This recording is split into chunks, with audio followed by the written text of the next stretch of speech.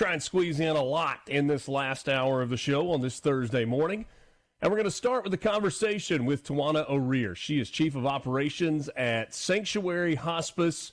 They are located in Tupelo. Today is the 8th annual Radiothon for Sanctuary Hospice on Mix 95.9. That's our local Tupelo music station. And happy to join in the conversation. Tiwana, good morning. Thanks so much for joining me. Good morning, Richard. Thanks for having us.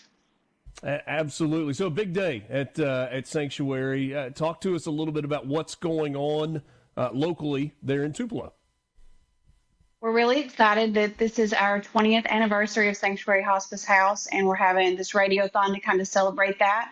And we've served almost 10,000 patients in those 20 years between our inpatient facility here in Tupelo and our home hospice. We rely heavily on fundraising, and that's part of what our radiothon is for today. We have almost $2 million deficit every year to provide the care that we provide around the clock at our inpatient facility. So our reimbursement does not include room and board expenses. And so we do a lot of fundraising and donations that support our mission here. We're a faith-based ministry and celebrating 20 years. I think most people have a general idea of hospice. You know, if you rewind a decade or two, I'm not sure that it was nearly as common or as there was as much understanding about hospice care. Tell me a little bit specifically about the mission of Sanctuary Hospice House. There has been a significant growth in hospice care, over the last 10, 15 years for sure. Our mission here started with a group of people, local people that went to Mexico on a mission trip. And as they ended their mission trip there, they stopped to leave their extra supplies at a facility that ended up being a place called Arbor de la Vida. And it was basically a hospice house in Mexico, but it was just a house that people went to when they had nowhere to go and no one to take care of them at the end of life. And the people from Tupelo saw that mission and said, this is really something that we should have at home and we could have. And it was a long road to get from that idea to funding what sits here today as our hospice house and our mission that goes out to homes and taking care of people there in 18 counties throughout North Mississippi. It was a long road, but we've always done it debt-free. Our community has been so good to us. We're unbelievably blessed with support. And it's been great. I've been here 15 of those 20 years, and it's such a blessing. We see God's hand at work here every day. It's just amazing that this is what I get to come and do for work every day, and love talking about it, telling people about it. And I definitely love days like today where we have something big to celebrate. 20 years is amazing. I don't know if there's symbolism in yellow paint, but every time I drive into Tupelo, if I'm coming from Oxford and I turn off of Highway 6 into what turns into Main Street as it goes into Tupelo, on my right, I pass Sanctuary Hospice, the old Hancock Farm, and then Sanctuary Hospice there with the white fence around it and that yellow paint that to me makes it look so welcoming. And this is a place where, I mean, if we're just being real, people's lives are ending, but it's about their lives ending with dignity and with comfort and with specialized care so that they can be as comfortable as possible at the end of life. Is there anything to that yellow paint? Am I crazy? Am I the first person that's ever said that? Because to me, it makes it feel warm and comforting as you drive by. Yeah, it's definitely a color of welcoming and love and hope. And it's very serene out here. We do sit on the old Hancock Farm, with this big yellow house with the white picket fence. It's very welcoming when you pull up to it. And the story goes during the founding of the house, there was some debate over that color. And there was some advocates to have a dark, warm, army green kind of color. There was a few people that were adamant that no, this place had to look like sunshine when you pull into the driveway. And so the yellow color it was. There's also a story about the name, like they had to go to Washington to lobby for legislation to even get the hospice house to be here. Medicare didn't allow inpatient facilities as a standalone. You had to have a home hospice as well, and they didn't want that. They just wanted the inpatient facility at that time. And they went to Washington, and before they got there on Sunday, and they woke up in a snowstorm and weren't able to go to the church they intended to go to. And they walked across the road to the church. And one particular man had advocated that the name had to be the Sanctuary Hospice House. But again, there's a lot of people involved, so there were different names suggested. But when they walked into the church service that day, the minister stood up and said, "Welcome to the sanctuary." And they said they knew from that moment on that had to be the name. And the yellow had to be the color. There was some debate, but it ended up being the right choice. Visiting with Tiwana O'Rear. She's Chief of Operations at Sanctuary Hospice in Tupelo. So the mission has evolved to include home hospice care as well. How does that decision come about, whether the hospice house is used or a patient, a person chooses to be in their home but receive hospice care?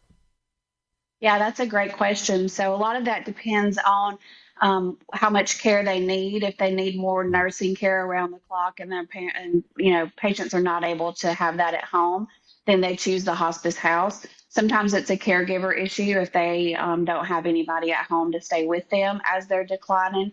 But often we have patients that do both. We have patients that want to be at home as long as they can be at home, and we take care of them there. And then we kind of set benchmarks with them, and everybody has their own milestones. Some people say, when I need a hospital bed, it's time for me to go somewhere else. When I can't walk anymore, it's time for me to go. So we work with them to set what their goals are and determine when they want to make that transition. But we very often have people that do both, because home's really where you want to be. It's where you're most comfortable. And a lot of people we do have on service that never transition from their home. They stay there. But for some people, that's a little much on the caregiver, or they don't have the perfect situation at home, and they choose to come here, and we facilitate that, very easy process. One of the things that's interesting to me about hospice care, I mean, the focus is on the patient, right? It's about giving them that dignity that we talked about, making them as comfortable as they can. But there is a collateral effect in my mind for the caregiver or the family, that like almost a peace that comes over them knowing that their loved one is going to get that care and is going to be as comfortable as they can. And it lifts some of the burden that a daughter or son or a mother or father or whatever the family member may be has and is carrying. Kind of lightens the load for them. Yeah, it does. It really does lighten the load. And when our patients come to the hospice house, we like to say, like, you're here now to be their family, because a lot of them have spent a lot of time caregiving before they come here. And caregiving is really hard, and people don't understand that until they've been in that situation, just how hard that is. But when people come to the hospice house, we say, you're done with that. Now you can just be the family member. You can just love on them and spend time with them and focus on them, and let us do the caregiving and the tasks that go along with that. And it's really a relief to them. You can see it come over them. And a lot of people say, when I walk in the door, I just felt, like that this was home, that we were going to be taken care of. And it's a relief. Like, they leave those burdens outside the door when they come in. You mentioned it a second ago. Insurance covers part, but usually doesn't cover all, and so there is a need for funds to continue to come in.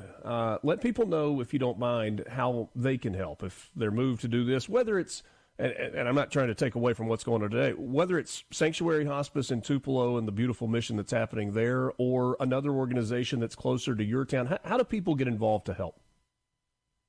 So each state has a state hospice organization. You can get involved there.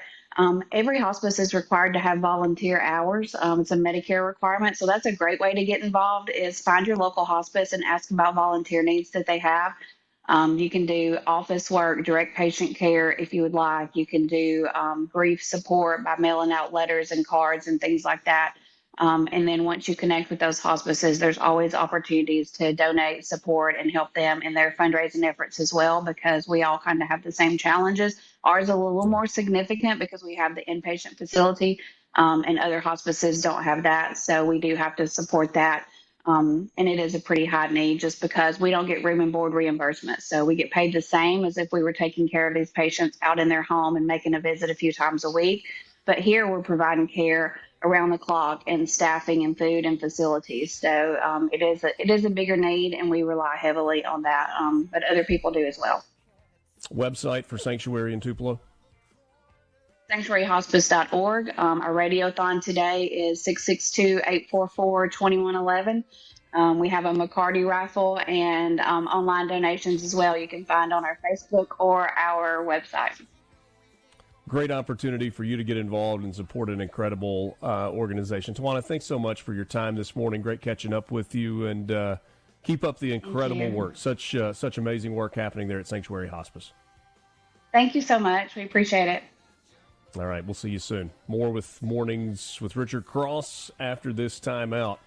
You can consider sanctuaryhospice.org if you would like to support the cause and their 8th annual Radiothon for Sanctuary Hospice.